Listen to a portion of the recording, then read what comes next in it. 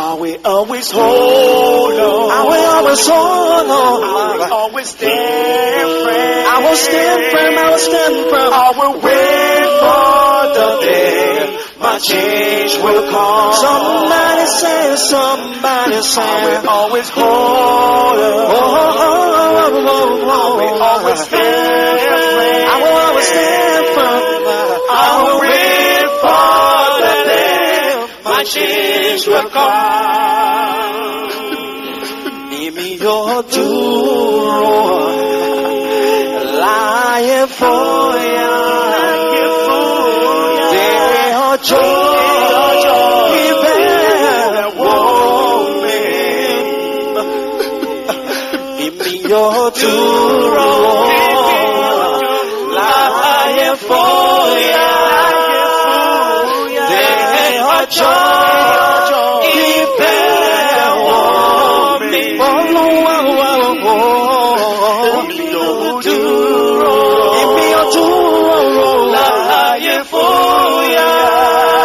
Jésù wípé ọjọ́ ìbẹ̀wò tó wà ní ẹ̀kọ́ prophet Sansaida. Ó ṣe bàbá. Ọkùnrin náà ti wà níbẹ̀ fún ọjọ́ pípẹ́. Ṣùgbọ́n ọjọ́ tí ó bá Jésù pàdé, ọjọ́ yẹn ni ayé rẹ̀ gba ìyípadà. Ó ṣe bàbá. Bẹ́ẹ̀ náà ni obìnrin onísun ẹ̀jẹ̀. Ó dúró, ó ń tẹ̀lé Jésù. Nígbà tí ó fọwọ́ kan ìṣẹ́jí aṣọ Jésù Kristi Olúwa, ayé rẹ̀ gba ìyípadà. Èmi yóò dúró. Bí wọn náà ṣe ń gbọ́ wa ní òwúrọ̀ yìí, èyí ìgangan ni ọjọ́ ìbẹ̀wò rẹ̀. Mo ní èdè ọyẹ́ rẹ̀ yóò gba ìyípadà. Ìbẹ̀rẹ̀ ọ̀tun yóò bẹ̀rẹ̀ láyé rẹ̀ lẹ́nìí. Ṣáàtì dúró kí o gbẹ́kẹ̀lé Jésù, kí o má ṣe fòyà. Nítorí èyí gangan ni ọjọ́ ìbẹ̀wò rẹ̀. Somebody say, Èmi yóò dúró láyé fóyà. ọjọ́ ìbẹ̀wò mi. èmi yóò dúró. Èmi yóò dúró Láyé fóyà, láyé fóyà. Bèrè ọjọ́ ìbẹ̀wò mi. Èmi yóò dúró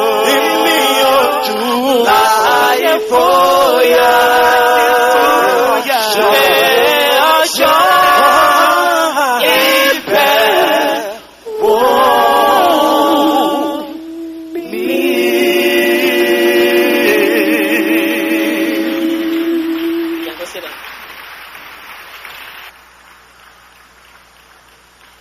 Amen. Amen. Amen. Everywhere he went, he was doing good. Everywhere he went, that's where he went, he was doing good. He was preaching and praying for the poor.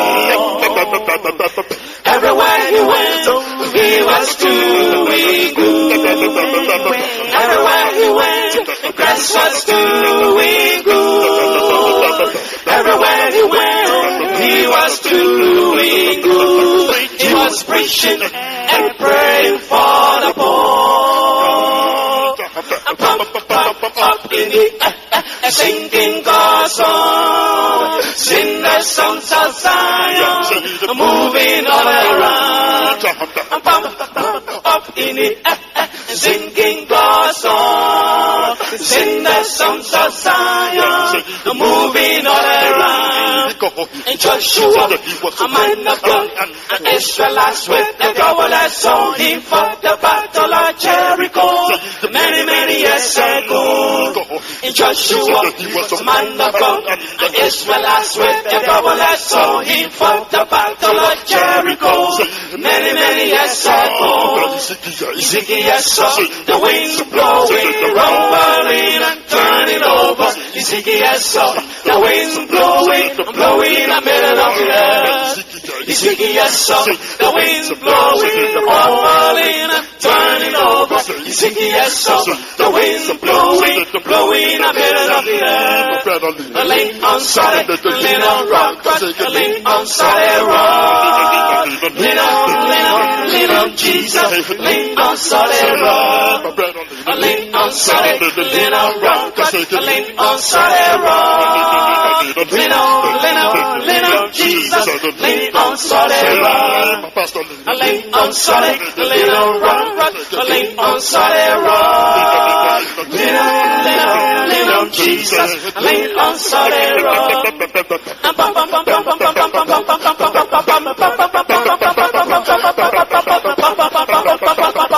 Blowing a middle of the earth.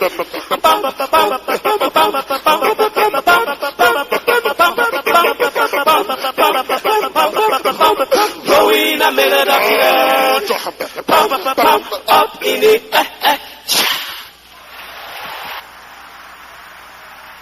Come to the heavenlies now and declare. Ẹ̀nàwó ọ̀tún yín sókè ọ̀run kẹ̀sì pàṣẹ báyìí.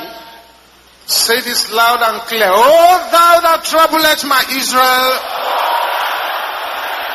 Ìwọ tó ń yọ Ísírẹ́lì mi lẹ́nu. God of Elijah shall trouble you today. Ọlọ́run Èlíjà yóò dààmú rẹ In the lónìí. name of Ní Jesus. orúkọ Jésù. Open your mouth and declare Lẹ́ẹ̀kan that. kó pàṣẹ bẹ́ẹ̀.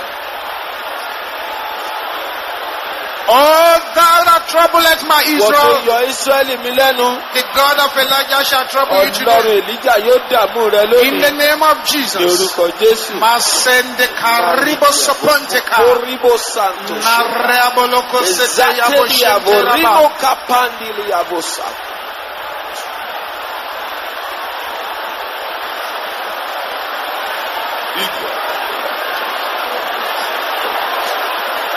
In Jesus' name we pray. Lórúkọ Jésù la gbàdúrà. In Jesus' name we pray. Lórúkọ Jésù la gbàdúrà.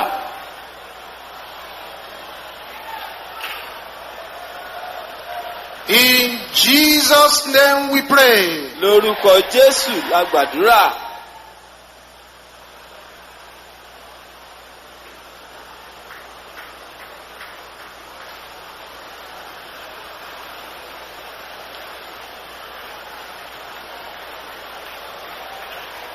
Amen. Àmín.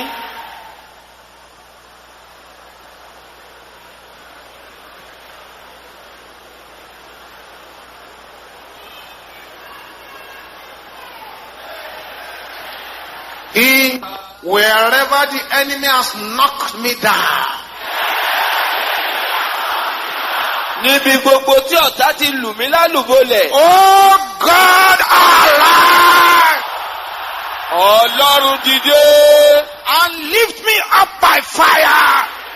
Kó o sì gbé mi sókè In nípa the iná. name of Lórúkọ Jesus. Jésù. Wherever the enemy has knocked me Gbogbo tí down, ọ̀tá ti lù mí lálùbọ́lẹ̀. oh God, arise Ọlọ́run dìde. and lift me up by your Kó o sì gbé mi fire. sókè nípa agbára rẹ̀.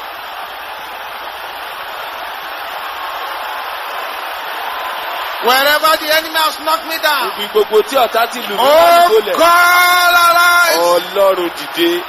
and lift me up by fire. And lift me up and lift me up. Nípa iná gbé mi sókè. In Jesus' name we pray. Lórúkọ Jésù la gbàdúrà. Our Lord and our God, we thank you for this morning. Olúwa àti Ọlọ́run wa dúpẹ́ fún òwúrọ̀ yìí. We give you all the glory, all the honor, and all the A fi adoration. gbogbo ìyìn ọlá àti ìjúbà fún yín. Accept our thanks in Jesus' Ẹ gba name. ọpẹ́ wa lórúkọ Jésù. This morning, O Lord, Lówùúrọ̀ yìí Olúwa, we are before your feet. a ti wà níbi ẹsẹ̀ yín. We know you are the great God in the highest. A mọ̀ pé ẹ̀yin ni Ọlọ́run gíga nínú ọ̀run.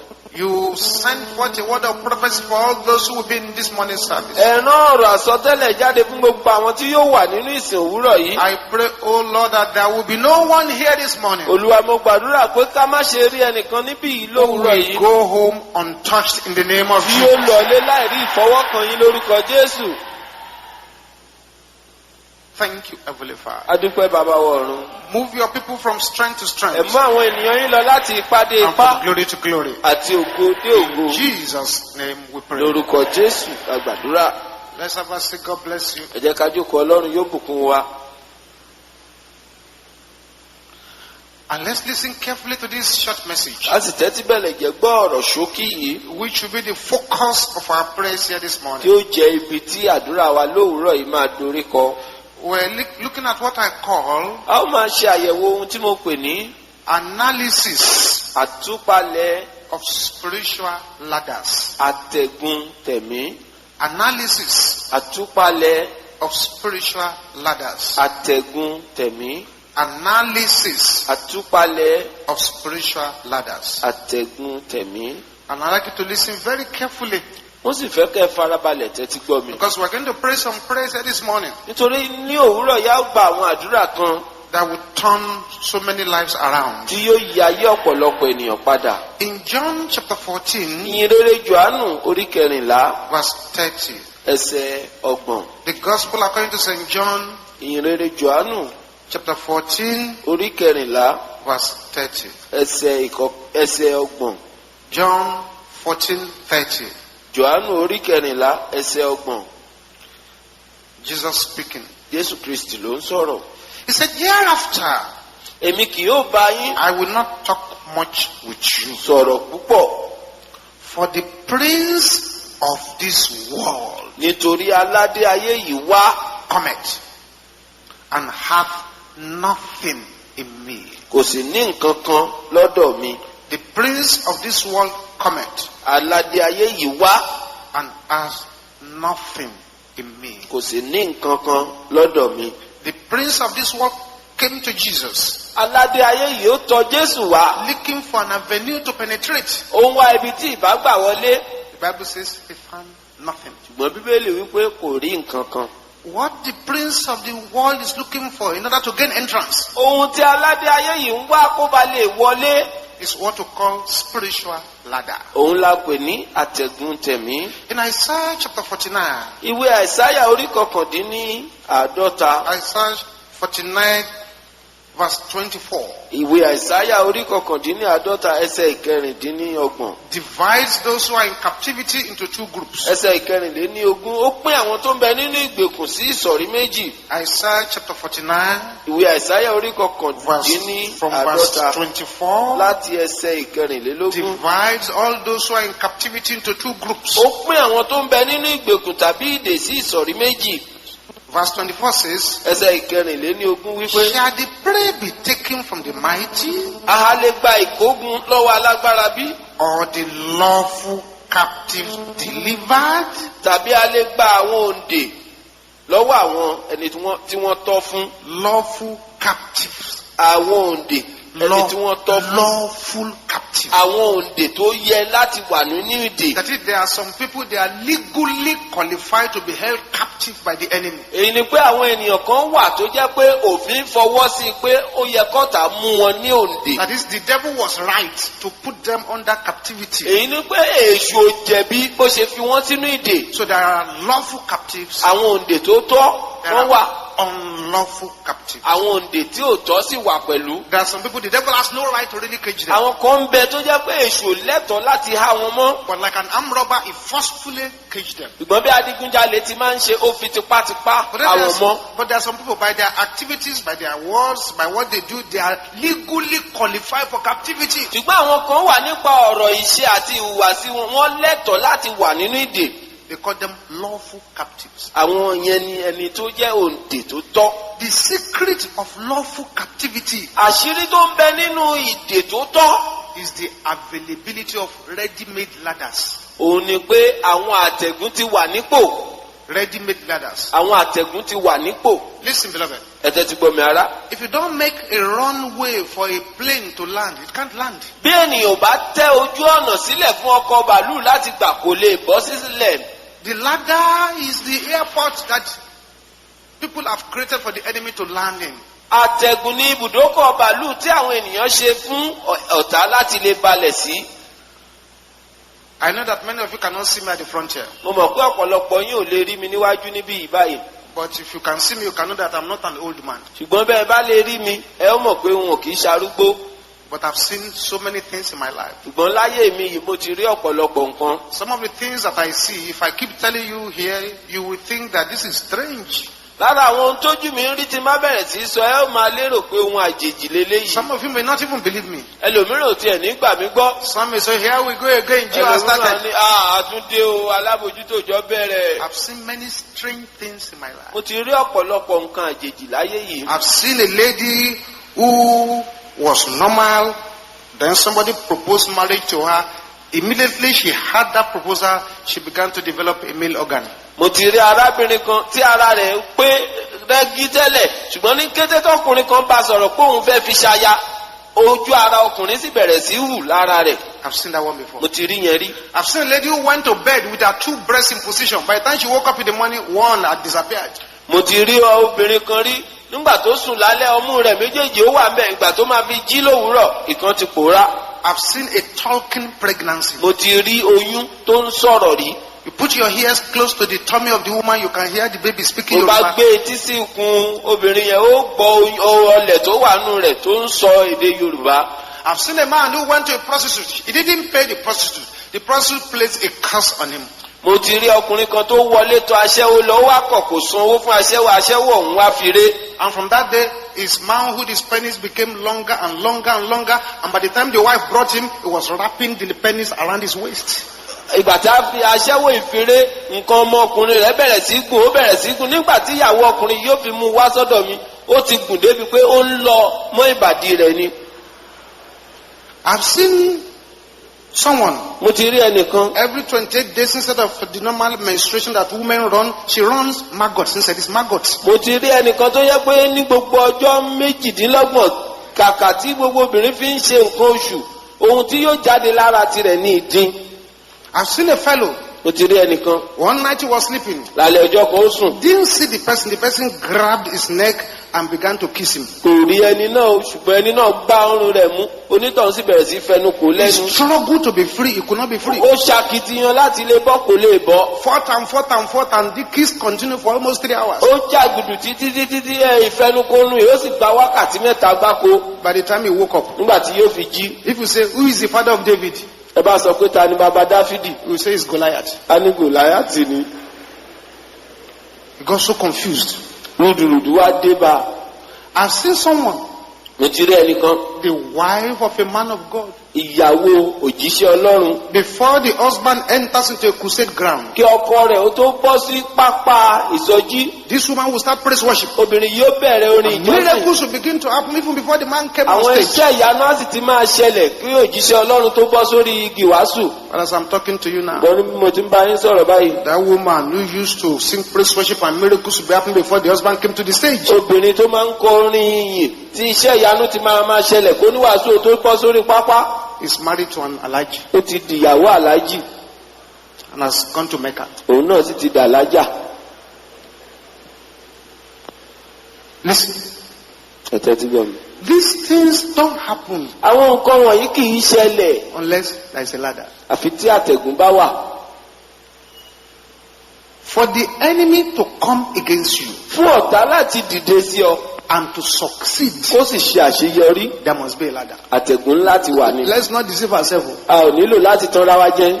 There must be a ladder. àtẹ̀gùn láti wà ní. For you to be sleeping in your room fún ọ láti máa sùn nínú yàrá rẹ. and for witches to decide that the meeting place is your window. káwọn àjẹ́ wá pinnu pé ibi táwọn ń fìpàdé sí ni fèrèsé ilé tirẹ̀. There is a ladder in that place. àtẹ̀gùn wà ń bẹ̀ ni. When a visitor is unwelcome, nígbà tí ààyè ò bá gba àlejò they will leave you alone. yóò fi Ọlọ́run sílẹ̀ ni. For example, people came to my house to greet me fún now, àpẹẹrẹ bó bá wálé mi tó ló wá kí mi and you knock the door. tó sì kánlẹ̀kùn. I said, who is that? mo ní ta ni ẹ́. So I'm so and so. ní èmi ni o. Did I invite you here? mo sì wí pé ṣé mo ní kó o wá ni. Who asked you to come here? ta ní kó o wá bí. You can see that from the door mouth, I've been telling him that you are not welcome here. ó rí i pé láti ẹnu ilẹ̀kùn ni mo ti ń sọ fún ọ páyé ò gbà ọ́ ń bí. Or I open the door, àbí mo wá sílẹ̀kùn. and the visitors come in. àlejò sì wọlé. Say, good morning, sir. ní ẹ káàárọ̀ alàgbà. I didn't answer. mo sì ṣe ojú Say, gan can ni. I sit down? ṣé mo lè Say, jókòó. were you the one that bought the seat here? ìwọ ló ra jókòó síbí ni. Say, okay, can you offer me something to drink? ẹ ò ní fún mi ní nǹkan mu ni. Did you buy something here for ó ra nǹkan síbi tá a fún ọmọ bí. The visitor will know that they don't want me here. àlejò ọ̀wọ́n á mọ̀ pé kò sáàyè fóun bí ẹ̀. Some Nigerian landlords, àwọn bàbá onílé mìíràn ní nàìjíríà wa yìí. if a tenant is not welcome again, bí wọn ò bá ráyè tí oní ayálégbé kankan mọ́ they go and remove your door. wọn á yọ ilẹ̀kùn rẹ̀. If they find that you are still stubborn, wọ́n bá rí pàgídí rẹ̀ yìí pọ̀ they may remove your window. wọ́n lè yọ fèrèsé. They are telling you, we don't want you here. ohun tí wọ́n ń sọ fún ni pé a ò fẹ́ ọ nílé ìmọ̀. If you are still stubborn, you remain there. pàgídí rẹ̀ bá wá lékè ńkà tó dúró ń bẹ̀. One day may clear away your roof. lọ́jọ́ kan ó lè ká gbogbo páànù ilé ọ̀hún tán.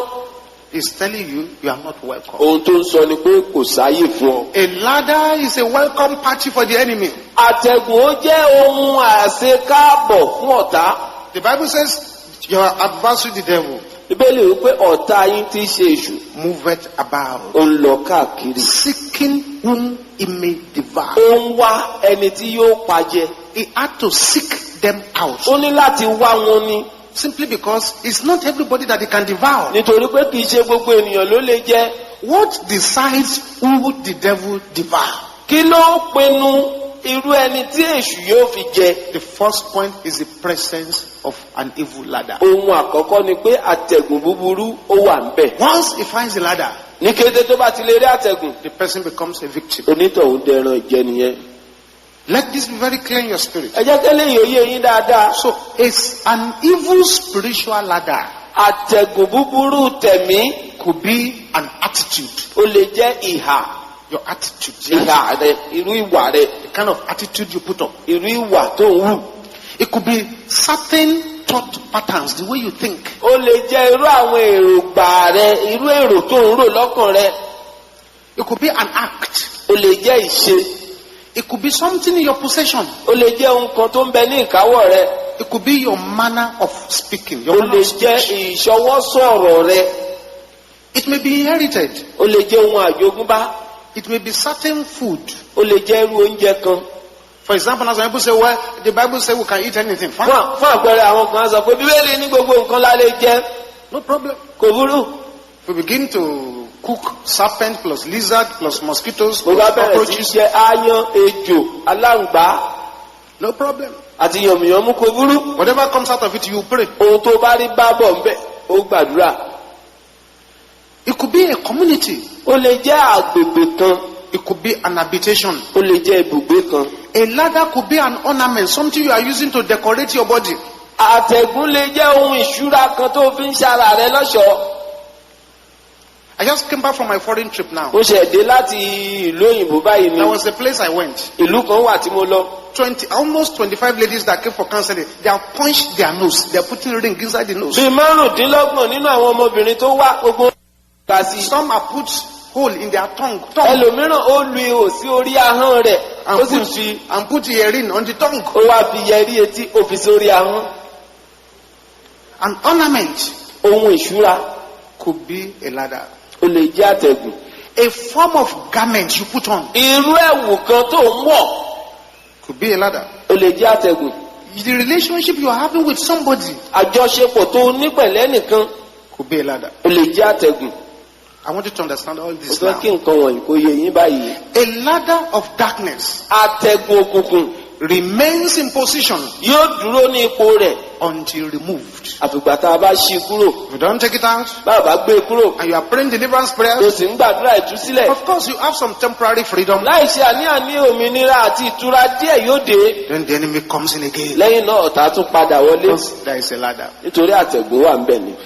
A ladder of darkness àtẹ̀gùn òkùnkùn provides a landing place for the aircrafts of darkness. a máa pèsè àyè sílẹ̀ fún àwọn ọkọ̀ bàálù òkùnkùn láti balẹ̀ sí. It provides a landing space for dark spirits. yóò pèsè àyè sílẹ̀ fún àwọn ẹ̀mí búburú láti lè bà sí. Some of us are ready to break the head of witchcraft with fire prayers. ọ̀pọ̀lọpọ̀ wa ló ti múra sílẹ̀ láti fi àdúrà iná fọ́ orí àwọn àjẹ́. But the first thing to see is, why do they gain entrance to me? ṣùgbọ́n ohun àkọ́kọ́ láti wádìí ni pé kí ni ìdí tí wọ́n fi ń ráyè wọ ọ̀dọ̀ tèmi. When the fire has left the cooking place, nígbà tí iná bá kúrò ń di àrò any kind of thing can play there. ohunkóhun ló lè sọ bẹ̀ dílé eré.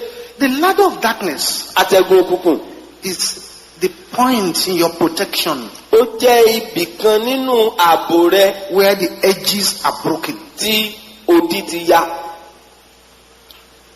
The ladder of darkness Àtẹ̀gùn òkùnkùn is a point of satanic accusation. ó jẹ́ ibi ìfẹ̀sùnkanni látọ̀dọ̀ Sátánì. Something the devil is accusing before God. Ohun tí èṣù fi ń fẹ̀sùn rẹ̀ kàn ọ́ níwájú Ọlọ́run pé òbí yìí o, Look at this person. òbí yìí o, Look at this person. wẹ́ni yìí o, Look at this person. wẹ́ni yìí o. For example now, Fún àpẹẹrẹ báyìí, the Bible says death and life, Bíbélì wípé ikú àti ìyè they are in the power of the tongue. ó ń bẹ ní agbára ahọ́n. If you continue to speak death Wọ́n into your bẹ̀rẹ̀ sí life, sọ̀rọ̀ ikú sínú ayé ara rẹ̀.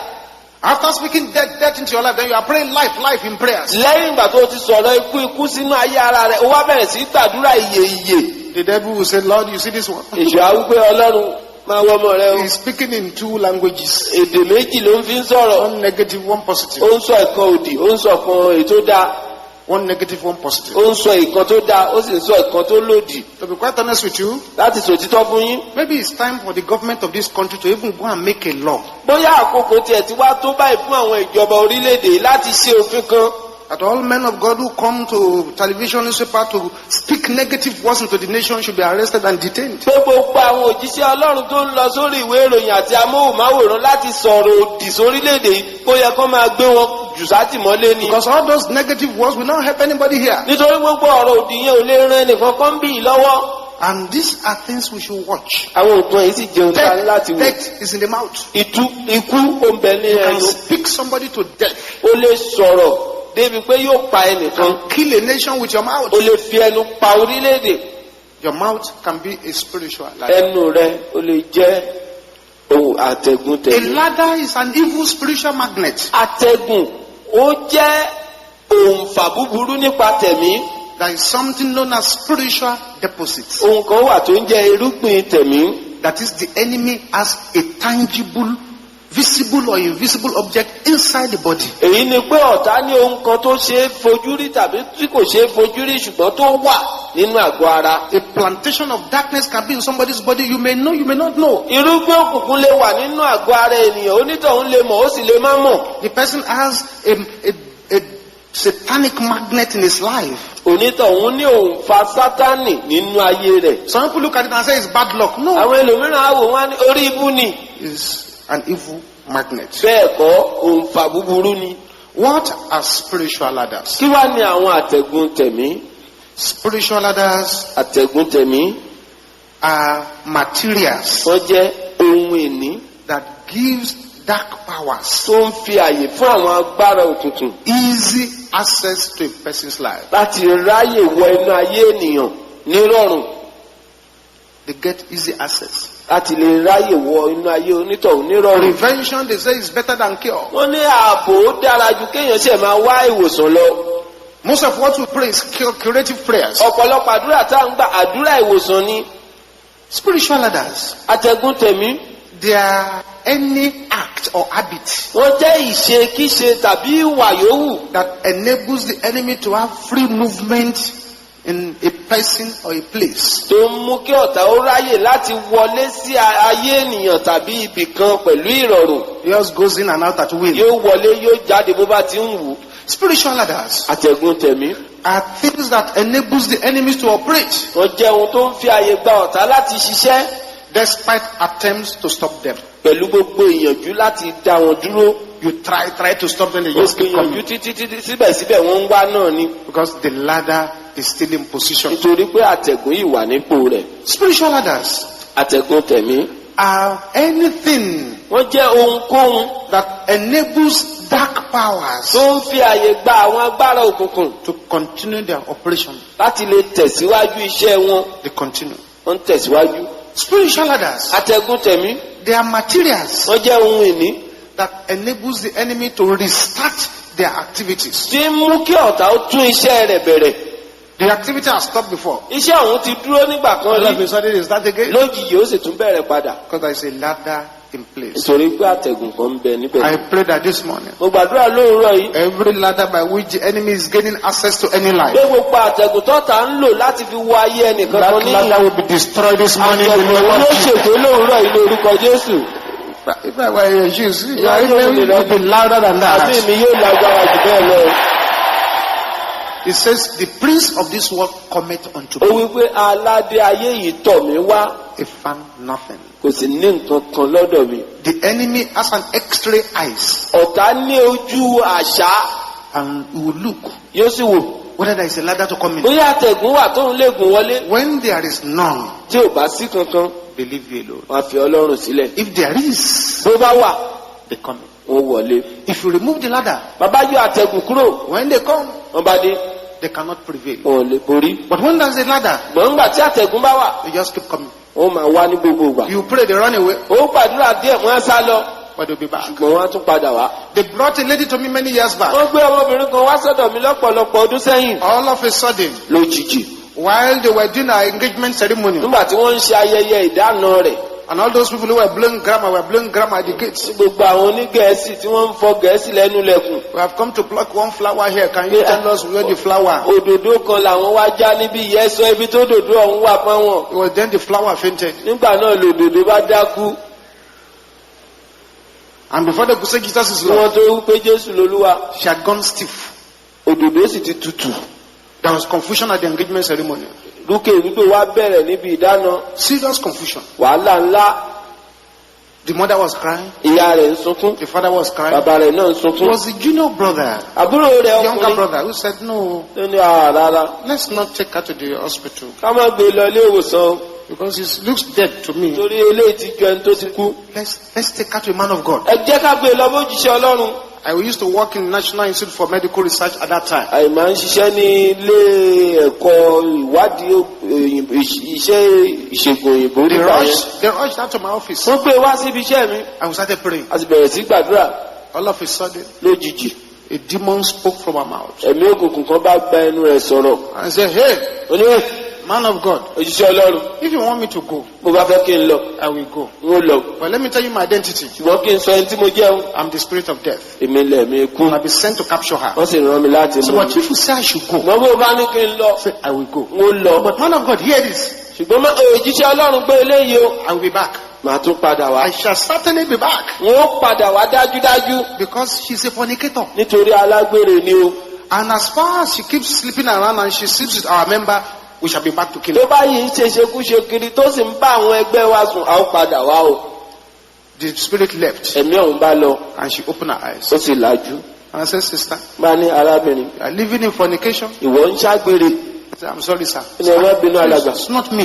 èmi kọ́ ló bẹ̀ o. You need to repent before the o Lord. nílò láti ronúkúwàdà níwájú olúwa ni. And this is one of those who sing lára àwọn tó sì máa ń kọrin. serious music in their church. orin iyì tó dára nílé ìjọsìn wọn ni o. The demon said, we shall be back. ẹ̀mí òkùnkùn ọ̀hún ní àwọn á padà wá. She's a fornicator. nítorí alágbèrè ni. So that has been the ladder in her life. ohun tó jẹ́ àtẹ̀gùn nínú ayé rẹ̀ What nìyẹn. are spiritual ladders? kí ni àtẹ̀gùn tẹ̀mí? Spiritual ladders are materials that revive demonic activity àtẹ̀gùn tẹ̀mí ni àwọn ohun tó ń sọ iṣẹ́ òkùnkùn jí in the life where they had lived before. nínú ayé ẹni tí wọ́n ti gbé tẹ́lẹ̀ rí. They are spiritual ladders. àtẹ̀gùn tẹ̀mí ni.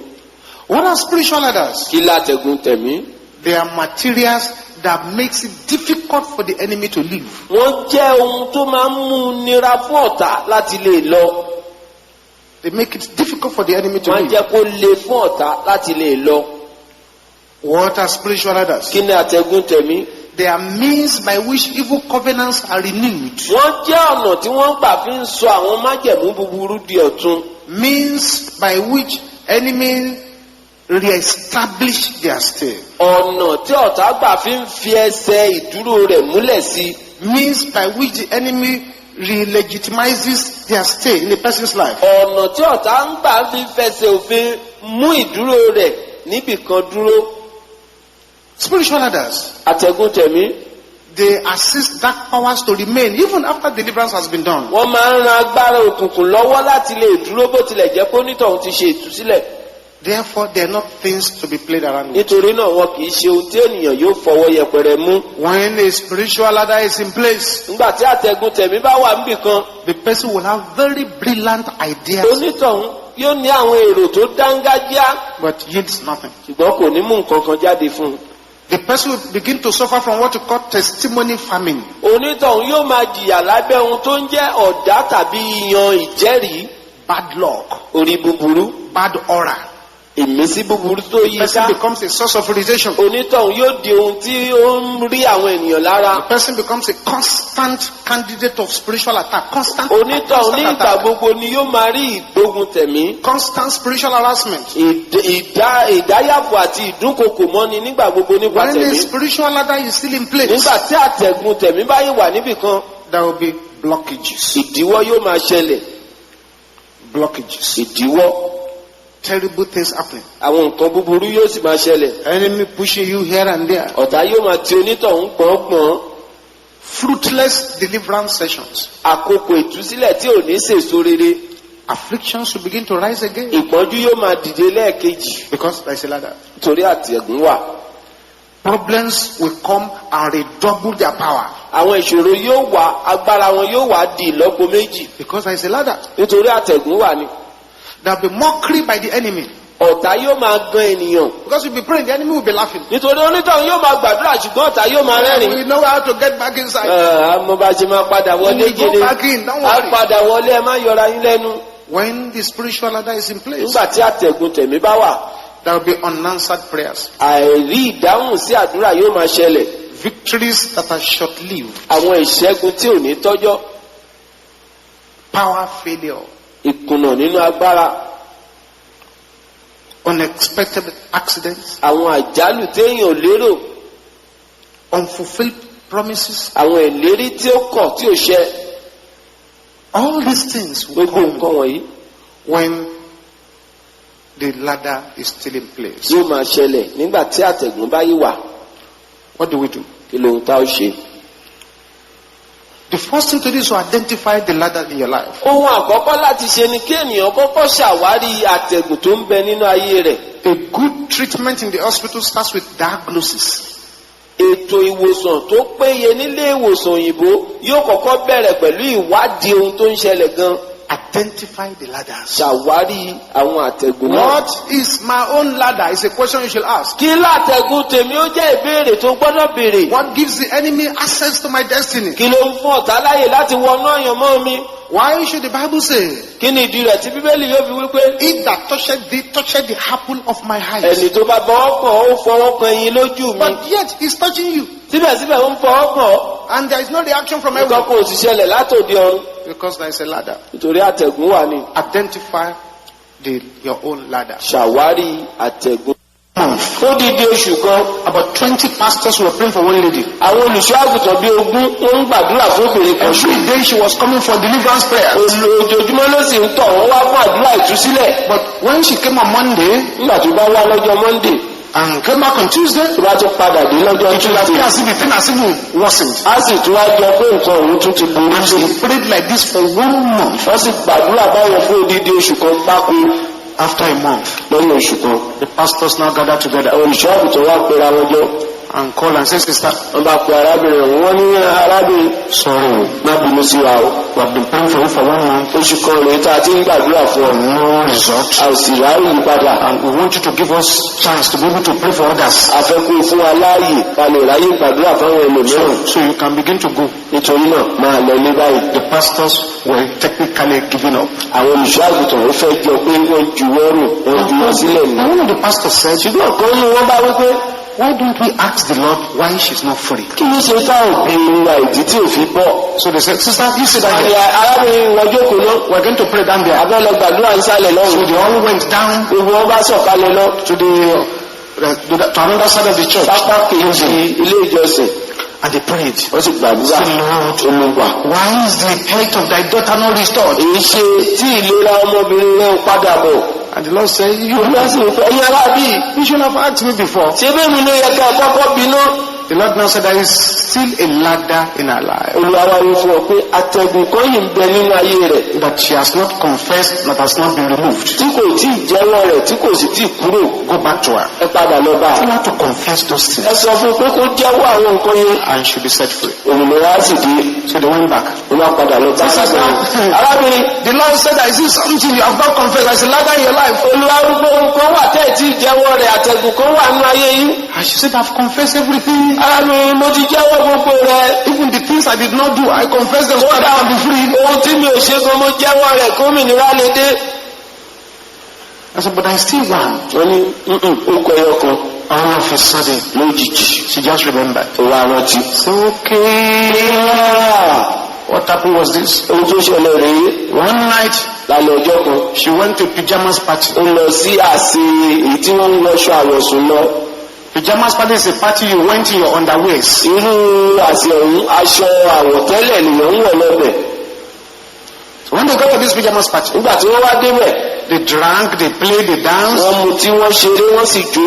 until 1 a.m. Ìgbà tó máa di aago kan, One of those people in the party stood up. lára wọn nínú àsè ọ̀hún bá dìde. He said, everybody in this party, gather in a circle. Gbogbo ẹ̀yin tẹ́ wà nínú àsè yìí yípo ní òbìrí. And as if under some satanic instruction, they all complied and gathered in a circle. Bí ẹni pé wọ́n wà lábẹ́ àṣẹ èṣù gbogbo wọ́n sì dúró wọ́n yípo nínú òbìrí lóòótọ́. And the person gave a second command. Onídàáwó tó pàṣẹ ìkejì fún wọn. He said, everybody in this party, Gbogbo ẹni tó bẹ nínú àsè yìí, bring out your drinking ẹ glasses. mú ife yín jáde. And they all brought out their drinking Gbogbo wọn glasses. sì mú ife wọn jáde. Then came the third Ó command. wá pàṣẹ ìkẹta. Everybody in this party, Gbogbo ẹni tó wà nínú àsè yìí, urinate inside the drinking ẹ glass. tọ̀ sínú ife ọwọ́ yín. And the whole male, female, all of them urinated Tọkùnrin tó bí gbogbo wọn sì tọ̀ sí with their drinking glasses. sínú ife ọwọ́ wọn. Then came the fourth command again.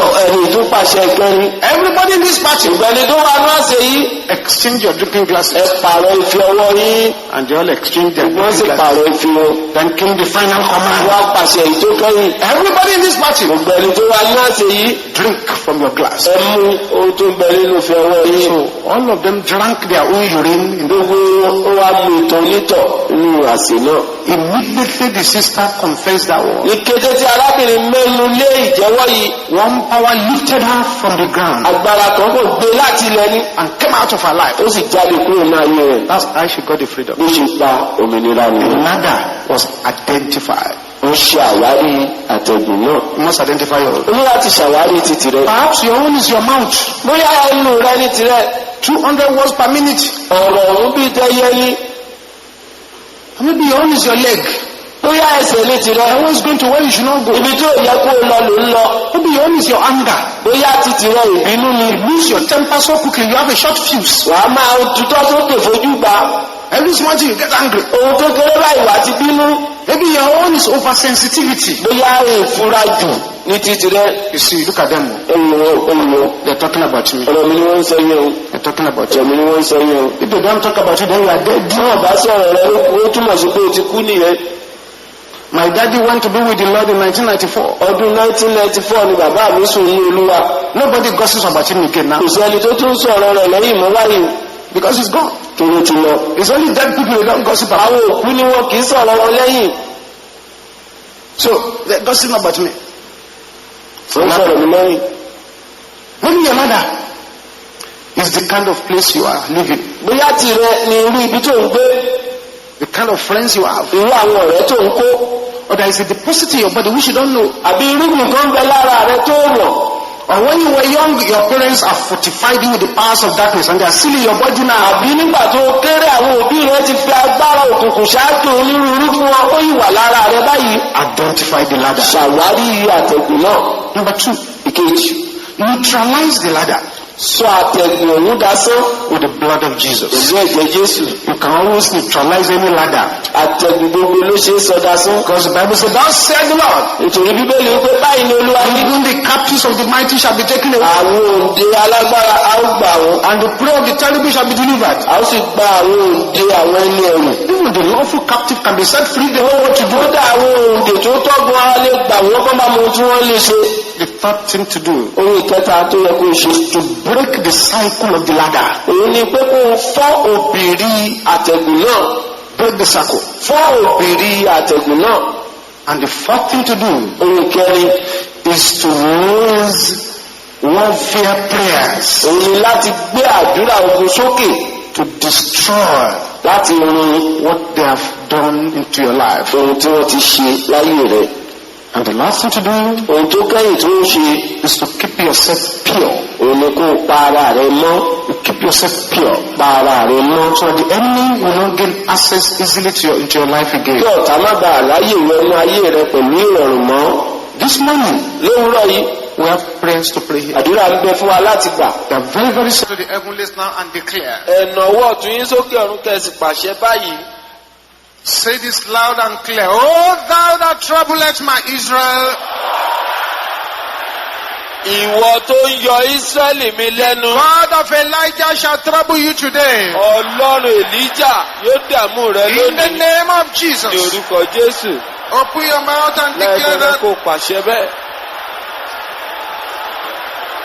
Oh, thou that troublest my ìwọ tó Israel. yọ Ísírẹ́lì mi lẹ́nu. The God of Elijah shall trouble you Ọlọ́run today. Èlíjà yóò dààmú rẹ In the lónìí. name of ní Jesus. orúkọ Jésù. Masende karibo soponteka. Koribo santo. Nareaboloko Zateli abo seteyabo ribo kapandili abo sa.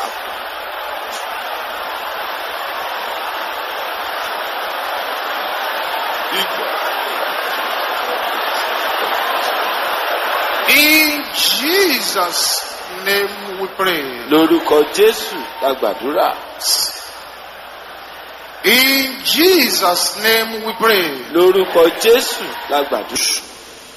Àwọn òkúta kékeré mẹ́ta Shall be removed yóò jáde from bodies of people lára àwọn ènìyàn. which has been tormenting them for Ó ti years. ń dá wọn lóró fún ọ̀pọ̀lọpọ̀ So ọdún. don't joke with this prayer. Nítorí náà wá fọwọ́ yẹpẹrẹ mú àwọn àdúrà yìí. Oh, finger of God! Ìka Ọlọ́run Allah! dìde. Pursue my pursuers. Lépa àwọn tó ní In the name of orúkọ Jesus. Jésù. Let the finger of God arise and pursue every pursuer. Oh yes. Oh, finger of God, arise and pursue my pursuers. In the name of Jesus. Oh finger of God. Wọ ìka Ọlọ́run. Arise. Pursue my pursuers. Lépa àwọn tó lé mi.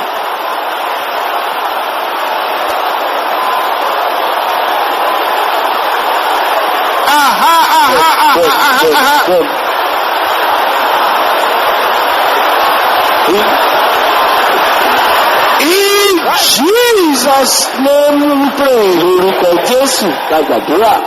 Thank you, Jesus. Òṣì Jésù. That's right. Ó dà báyìí. The cobwebs Jàǹkáríwọ̀ that has been covering your face tó ti gbé ojú rẹ over there, níbẹ̀ yẹn. that has made you a constant victim of failure, Tó ti jẹ́ kó o di ẹni ẹrú ìkùnà nígbà gbogbo. has been wiped off Tó ti ká kúrò by the fire of the Holy Ghost. nípa ilé ẹ̀mí mímọ́. Sisters, shout this loud and clear. Ẹ̀yin obìnrin ẹ kígbe eléyìí lóhùn rárá. I recover by fire. Mo gbà padà nípa iná. My wasted years. Àwọn ọdún mi tó ti ṣòfò. Sisters, can I hear you saying this loud and Àwọn clear? kígbe rẹ̀ lóhùn rárá. Brothers, shout this loud and clear. Kígbe rẹ̀ lóhùn rárá. Everybody together Gbogbo now. wa lápapọ̀. In the name of Jesus. Recover them, recover them. Gbà wọ́n padà mú. They must be recovered. Òun láti gbà wọ́n In the name of Jesus. They must be recovered. They must be recovered. Whether the devil likes it or Jésù not, gbọ́dọ̀ kọ̀ wọ́n láti pa. there must be a recovery. Òun ní láti gbà wọ́n padà. In the name of Jesus. Recover them. Recover them. Recover them. Recover them. Recover them. Recover them. Recover them. Recover them. Recover them. Recover them. Recover them. Recover them. Recover them. Masopanda kayabo shenteraba. Ribo sopanda kayabo shenteraba koraba. Maribo kosopanda kayabo shenteraba. Raboko Soponde Kerabosha. Recover it, recover it. Bá padà, bá Open padà. your mouth, open your Lánàá rẹ, mouth. lánàá rẹ. I recover by fire. Mo gbà padà nípa iná. Yes. In Jesus' name we pray. Orúkọ Jésù la gbàdúrà. Bẹ́ẹ̀ni, You see what is happening now? ohun tó ń ṣẹlẹ̀ báyìí. Thank you, Jesus. Òṣèlú Jésù. Thank you, Jesus. Òṣèlú Jésù. Oh. There are 3 angels Ìràngẹ́lì mẹ́ta wá. standing by the side of his sister. Tí wọ́n dúró sẹ́gbẹ̀ẹ́ arábìnrin kan. And they have their surgical blades. Abẹ́fẹ́lẹ́ tó fi ń ṣe iṣẹ́ abẹ ń bẹ lọ́wọ́ wọn. This is very strange what is happening. Ohun àjèjì kan ló ń ṣẹlẹ̀ yìí. The angels are cutting into the womb area. Àwọn áńgẹ́lì ọ̀hún wọ́n ń la agbègbè ilé ọmọ. They are cutting it Wọ́n ń là á. and bringing out Wọ́n materials. sì yọ àwọn nǹkan jáde. Let's wait for that to be completed. Ẹ̀yẹ́ ká dúró kí èèyàn parí.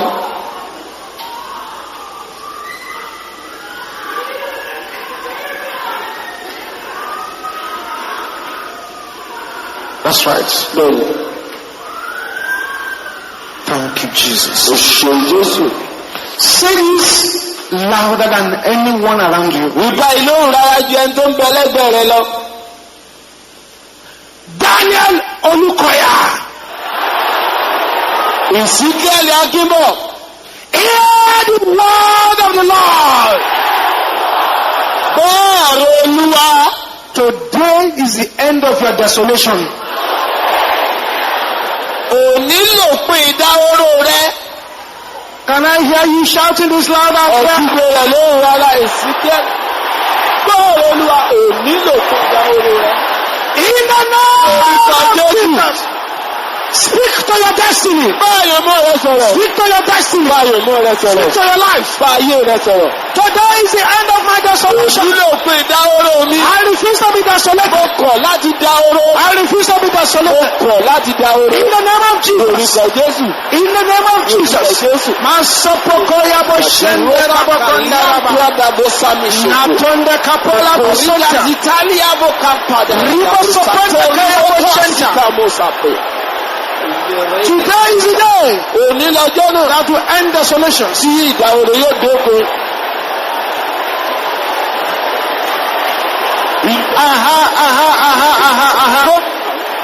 Yes. Bẹ́ẹ̀ni, Yes. bẹ́ẹ̀ni, Yes. bẹ́ẹ̀ni, Yes. bẹ́ẹ̀ni, Yes. bẹ́ẹ̀ni, Yes. bẹ́ẹ̀ni, Yes. bẹ́ẹ̀ni.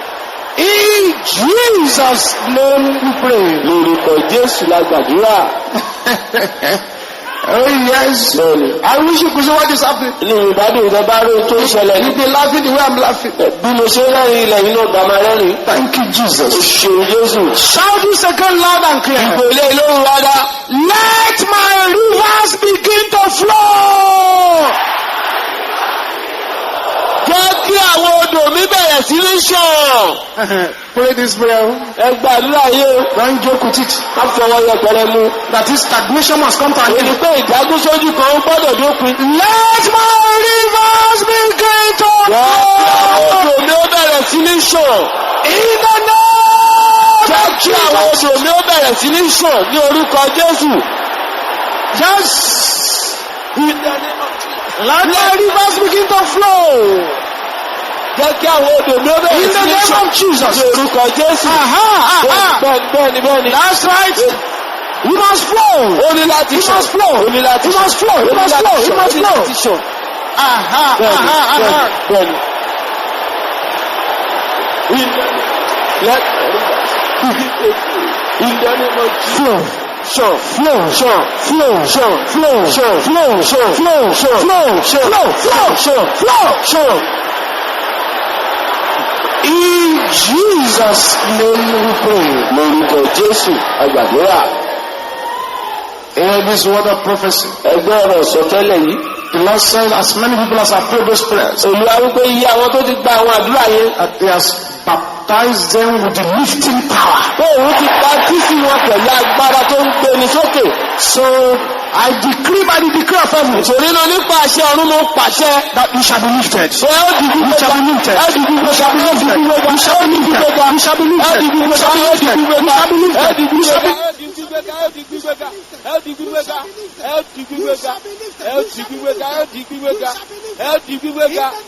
Ní orúkọ Jésù.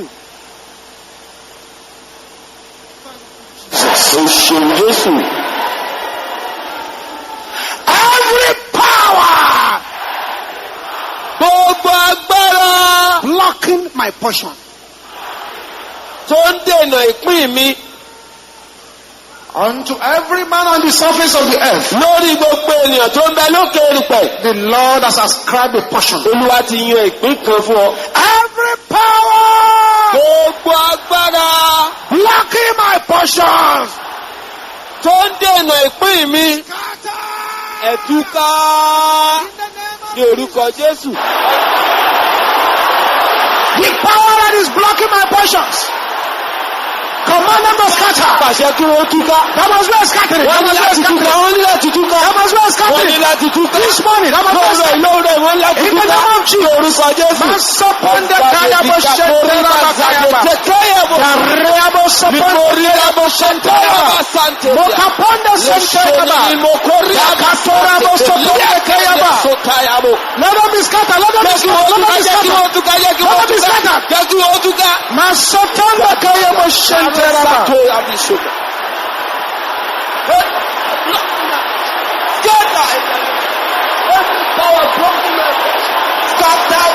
Scatter in the name of Jesus. Every power blocking my passion. Scatter in the name of Jesus. Scatter in the name of Jesus. Every power blocking my passion. Scatter in the name of Jesus. Bẹ́ẹ̀ni. In Jesus' name we pray. Lórúkọ Jésù ẹ gbàdúrà. Say announcement of heaven. Ìkéde ọ̀run that will make me to manifest Tí yóò mú mi farahàn the glory of God. pẹ̀lú ògo Ọlọ́run. Can you say that and let me hear you?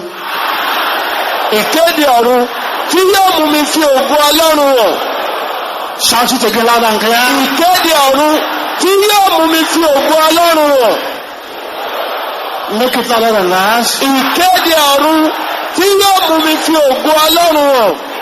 Shout it even louder than that. Láti gbèrò lóhùn rárá. Come forth. Jáde wá. Ní orúkọ Jésù. Glory of God. Aha, aha, aha, aha, aha, aha, aha. Aha, aha, aha, aha, aha. Continue. Don't be tired. Mẹ́jọ rẹ̀. This is the 70 days prayer. Àwọn àdúrà àádọ́rin ọjọ́ rẹ̀. This is the 70 days prayer. Àdúrà àádọ́rin ọjọ́ ni. Continue to speak. Tẹ̀síwájú máa sọ̀rọ̀. Don't be tired. Mẹ́jọ rẹ̀. Masopo kaya bo shende raba. Santele ni mo fi. Yes. The announcement of heaven that will make you manifest the glory of God. In Jesus' name we pray. Lórúkọ Jésù la gbàdúrà. Beloved, Ará, no, this is 70 days prayer. àdúrà àádọ́rin ọjọ́ leléyìí. You cannot afford Nítorí náà àyè ò sí. to keep quiet while the door is open to so many people. Fún wọn láti panu mọ́ ńgbà tí ilẹ̀kùn sílẹ̀ fún ọ̀pọ̀. Oh God, arise Ọlọ́run dìde and establish me kó o sì fẹsẹ̀ mi múlẹ̀ as your glory on earth.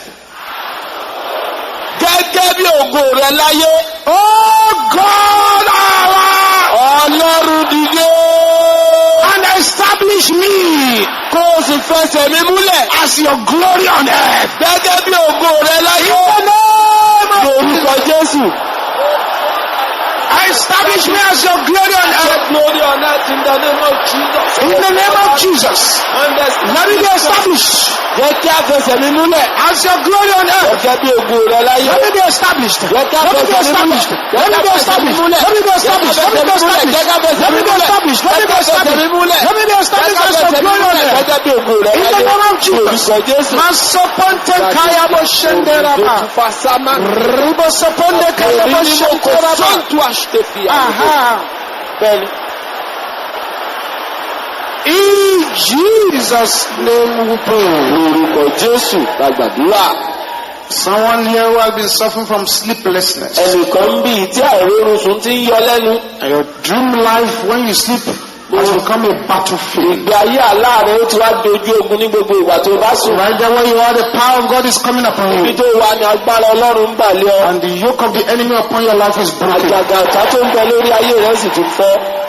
There is someone here. ẹnìkan ń bẹ níbí. You did not commit fornication. o ò ṣàgbèrè o. And to the best of your knowledge, ní ohun tó sì mọ̀. you did not go for any blood o transfusion. ò lọ gba ẹ̀jẹ̀ nílé ìwòsàn. And yet they are saying you are HIV positive. síbẹ̀síbẹ̀ wọ́n ní àrùn tí ò gbóògùn ti mú ọ. By tomorrow, go and cross-check. nínú yìí ọ̀la lọ ṣe àtúnyẹ̀wò.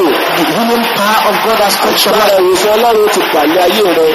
Thank you, Jesus. Thank òṣèlú you, Jésù Jesus. òṣèlú Jésù. Let my destiny be reconciled jẹ́ kí àyànmọ́ mi kó parí ìjà to the agenda of heaven. pẹ̀lú ètò ọ̀run.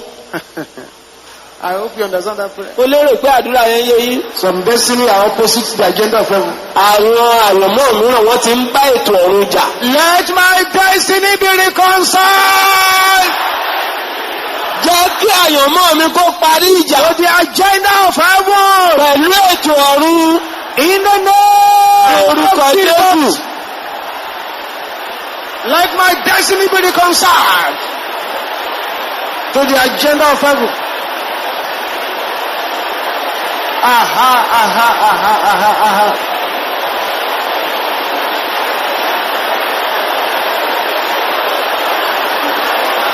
In Jesus' name we pray. lórúkọ Jésù la gbàdúrà. Somebody here ẹnìkan wà níyì. has been losing very good opportunities. àwọn àǹfààní tó dára wọn ń bọ́ lọ́wọ́ rẹ̀. The Lord said because of the aggression with which you prayed that last prayer, Olúwa wí pé nítorí irú ipá tó fi gba àdúrà tó kẹ́yìn yìí. you shall no longer lose your good opportunities. àǹfààní rere ò tún ní bọ́ lọ́wọ́ rẹ̀ mọ́. Say this with only anger. pẹ̀lú ìbínú mímọ́ kígbe báyìí. Every satanic cloud gbogbo ìkúùkù Sátánì hiding my glory tó ń fi ògo mi pamọ́. be scattered Túbọ̀ in the name of orúkọ Jesus. Jésù. Satanic cloud. ìkúùkù mi pamọ́. Lord, tell me something. Be scattered. Be scattered. Be scattered. Be scattered. Be scattered. Be scattered. In the name of orúkọ Jesus. Jésù. Aha, aha, aha, aha, aha, aha, aha. Masoto kaya boshende rabosoto. Ribosoponde kaya boshende rabosoto. Neketende kaya bo. Maponde sataya ba. In Jesus' name we pray. lórúkọ Jésù la gbàdúrà. There is an evil personality ẹ̀dá búburú kan wà that is speaking inside somebody. tó ń sọ̀rọ̀ nínú ẹnìkan. You know somebody is speaking from inside ó you. mọ̀ pé ẹ̀dá kan ń sọ̀rọ̀. Right there you are, the power of God is coming upon níbi you. tó wà ní agbára Ọlọ́run ń bàlẹ̀ ọ. And that evil personality ẹ̀dá búburú náà is being separated from your ó ń destiny. péyà kúrò láyé ọmọ rẹ̀ báyìí. That's the person over there. oyún tọ̀hún nìyẹn. Yes. bẹ́ẹ̀ni.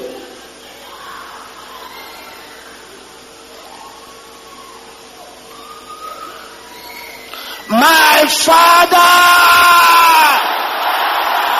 bàbá mi. make me a trumpeter of your power. ṣe mí ní ẹni tó ń fọn ìpè agbára In rẹ̀. the name of lórúkọ Jesus. Jésù. Make me a trumpeter of your power. ṣe mí ní ẹni tó ń fọn ìpè agbára rẹ̀.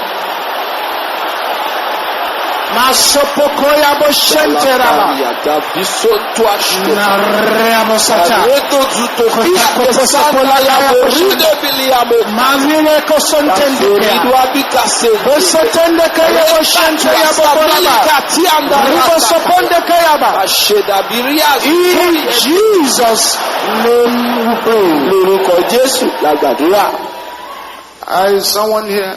Ẹnìkan wà ní Your in-laws, àwọn àna rẹ̀. they've contacted 3 powers Wọ́n ti pe agbára mẹ́ta ọ̀tọ̀ọ̀tọ̀ lọ́wọ́ ẹ̀ to destroy you. láti lè pa ọrùn. This is how you will know that they are the ones bó ṣe lè mọ̀ pé àwọn ni ìrìn Prayer of this morning àdúrà tòwúrọ̀ yìí will make one of them who went for this operation yóò mú kí ìkan nínú wọn tí wọ́n jọ lọ to sink in the river. láti rì sínú omi. That's how you will know. bó ṣe máa mọ̀ pé wọ́n ni o. The other two, àwọn méjì yòókù unless they repent, àfi tán bá ronúkúwàdà they will never gather themselves again. wọn ò ní ní lárí mú. That's the seriousness of the prayer we are praying here this morning. bí àwọn àdúrà tá a gbà ń bí ṣe lágbára tó nìyẹn. Now this next prayer, àdúrà tó kàn yìí. I'm not going to stop you until I see things begin to happen. mo ò ní dá ẹnikẹ́ni dúró àfìgbà tí n bá rí pé nǹkan ti bẹ̀rẹ̀ sí í ṣe. David entered into the temple dáfídì wọnú tẹ́ḿpìlì. and he said, do you have food here? ó sì ní ṣé oúnjẹ wà bíi. He said, the food here is for the priest. ó ní àwọn oúnjẹ tó wà oúnjẹ àwọn àlùfáà ni. He said, bring it. ó ní ẹ bá ń gbé. Then when he has finished, nígbà tó wá jẹ tán. he said, any weapon here? ó ní ṣé ohun ìjà kankan wà. He said, there is no weapon here apart from the sword of Goliath. wọ́n ní kò sí ohun ìjà kankan bí yàtọ̀ sí idà Gòláyátì tó mú wájú òní. David now took the sword. dáfídì sì gba idà òun. Before, the weapon of David was a catapult. tẹ́lẹ̀tẹ́lẹ̀ rí kànnàkànnà lóhun ìjà dáfídì.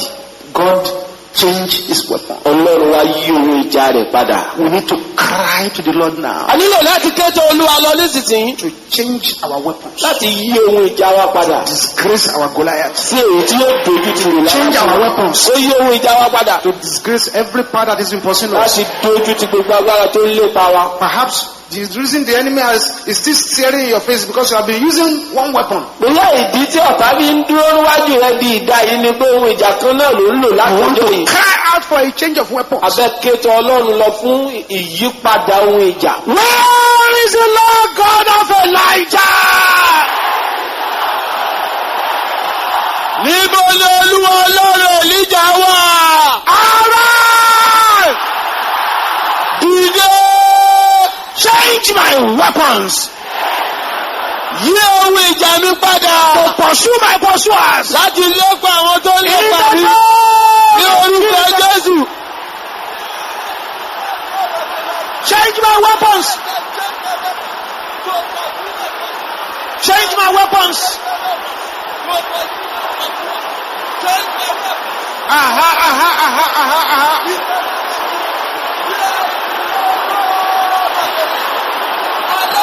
Yes. Yes, yes, yes, yes. Masoponte kaya boshente rabokoraba. Ribosoponde kaya boshente yabakaya bo. Nasente kaya boshente rabokoraba santa. Besete kaya boshente yabokoraba. Nasente kepoya boshente yabokoraba. Bosinde kaya boshenta. Parabokoraba. Riaboko soponde kaya boshente yaba. Manaka soponde kaya boshente yabokoraba. Change my weapons. yóò wí ìjà mi Change padà. my weapons. yóò wí ìjà mi Change my padà. weapons. Change my weapons. yóò wí ìjà mi padà. In Jesus' name we pray. lórúkọ Jésù la gbàdúrà. Oh yes. bẹ́ẹ̀ni Today is today. onílò ní jẹ́. Thank you, Jesus. ṣeun Jésù. Every load on my head gbogbo ẹrù tó ń bẹ lórí mi that is disturbing my oil. tó ń dí òróró mi lọ́wọ́. The Bible says, thou anointest my head with oil, bíbélì wípé ìwọ ta òróró sí mi ní orí. and my cup runneth over. ago mi sì kún àkúnwọ́ sílẹ̀. But you can have oil on your head, òróró lè wà lórí rẹ. load on your head, ẹrù sì lè wà lórí rẹ. and the load will be disturbing your oil. ẹrù ọ̀hún yóò máa wá dààmú òróró ọ̀hún. Every load on my head gbogbo ẹrù tó ń bẹ lórí mi. that is disturbing my oil, tó ń dààmú òróró mi. fall down and die ṣubú lulẹ̀ kú. in the name orúkọ of Jésù. Jesus. That's right.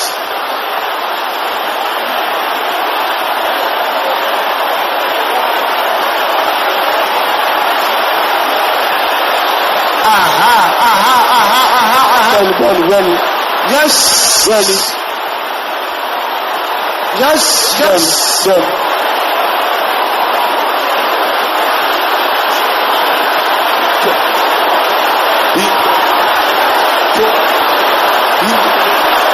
Yes.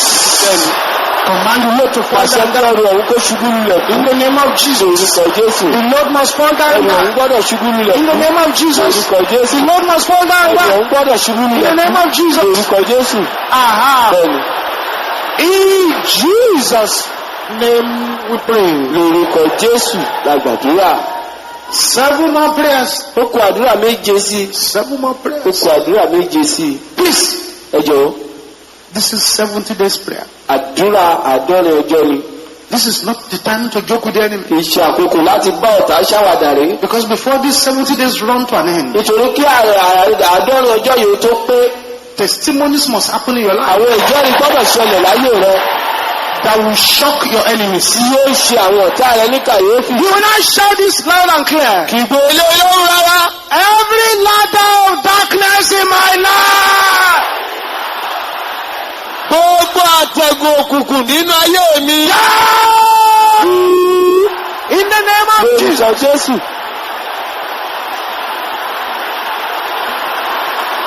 Kill the ladder. Pa àtẹ̀gùn náà. Kill the ladder. Kill Pa the ladder. àtẹ̀gùn náà. Pa àtẹ̀gùn náà. Kill the ladder. Pa àtẹ̀gùn náà. In the name of Jesus. Kill the ladder in the name of Jesus. Lórúkọ Jésù. Kill the ladder in the name of Jesus. Kill the ladder in the name of Jesus. Lórúkọ Jésù. Bosaponda kaya boshanteraba. Bosaponda kaya boshanteraba. Makaponda kaya bo.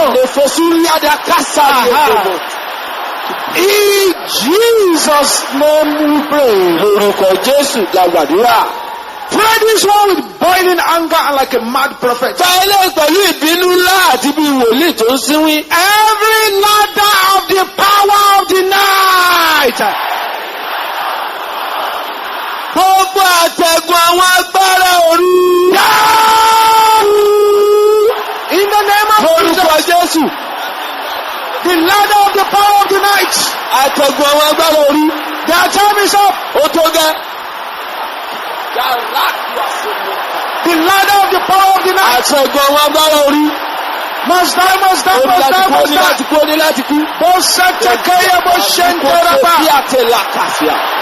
Katondera bosapola kaya boshenteraba.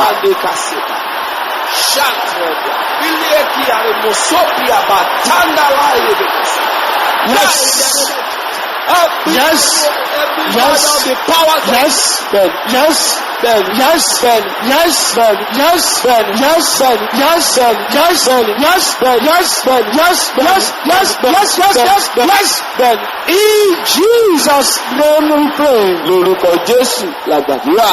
Every ladder of darkness Gbogbo àtẹ̀gùn òkùnkùn assigned to waste my life. tí wọ́n yàn láti fayé mi ṣòfò. Can you say that loud and clear? Ẹ̀kígbé rẹ̀ lóhùn rárá. Backfire! Padà lọ bí olóhùn. In the name of Jesus. Oh yes.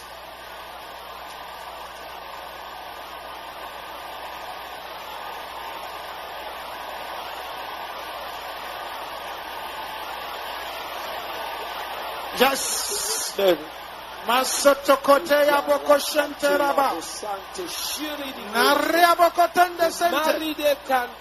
Aha.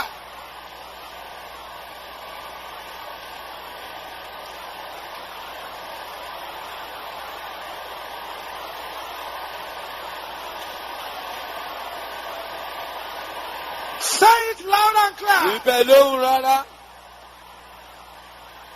In Jesus' name we pray. Lórúkọ Jésù la gbàdúrà. Say within 7 days. Láàárín ọjọ́ méje. Every strong man assigned against me. Gbogbo ọkùnrin alágbára tí wọ́n yàn lòdì sí mi. Be buried. Ẹ dàgbégbìn. In the name of Lórúkọ Jesus. Jésù.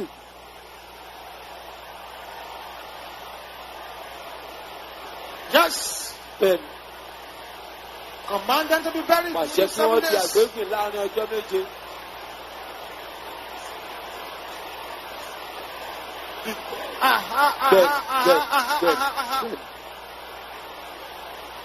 Thank you, Jesus. Thank you, Jesus.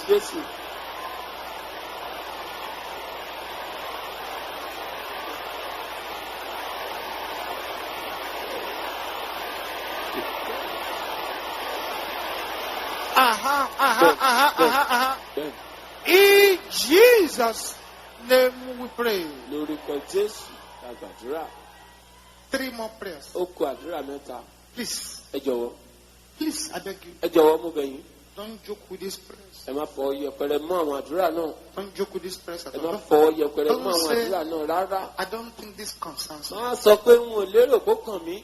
Don't think this concerns me. Wọ́n sọ pé n ò lérò kó kàn mí. Satanic ladder in my dream. Àtẹ̀gùn Sátánì nínú àlá mi. Die! In the name of Ní Jesus. orúkọ Jésù.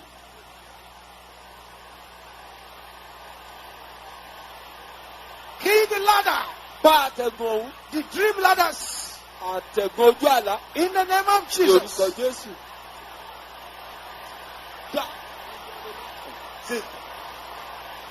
Ja. In the mighty name of Jesus. Satanic ladder in my ja. Yes. In the name of Jesus.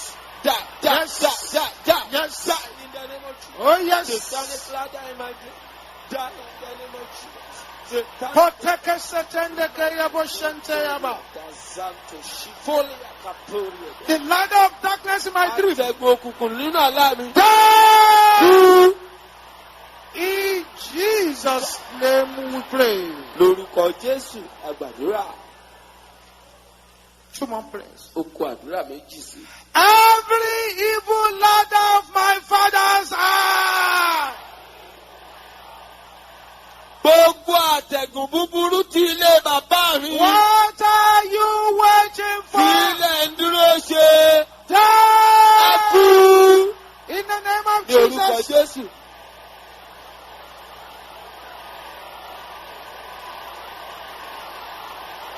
Oh yes.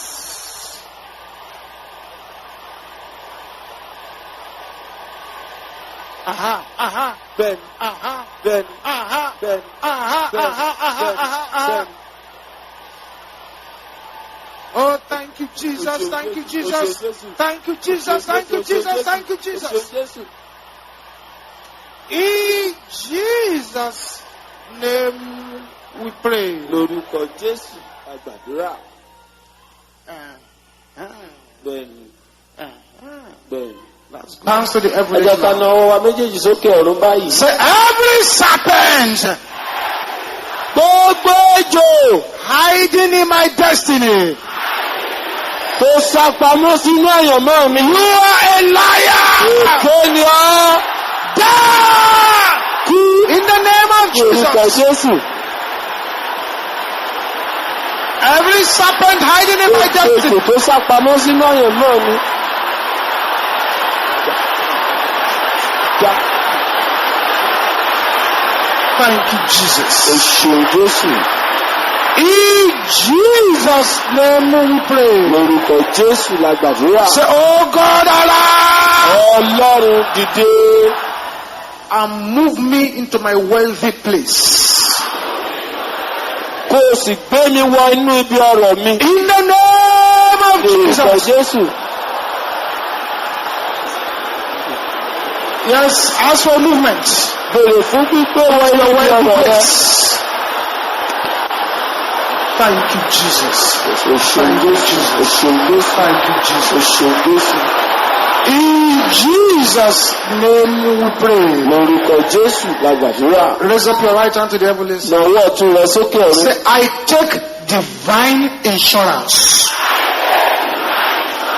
Mo gba ààbò mádàndófò látọ̀run over my life, lórí ayé mi, over the life of my family, lórí ayé ìdílé mi, over my property, lórí ohun ìní mi. in the name of Jesus. Lórúkọ Jésù. Say that loud and clear. Pẹ̀lú rárá, mo gba ààbò mádàndófò látọ̀run lórí ayé mi, lórí ìdílé mi, lórí ohun ìní mi. Say it one more time.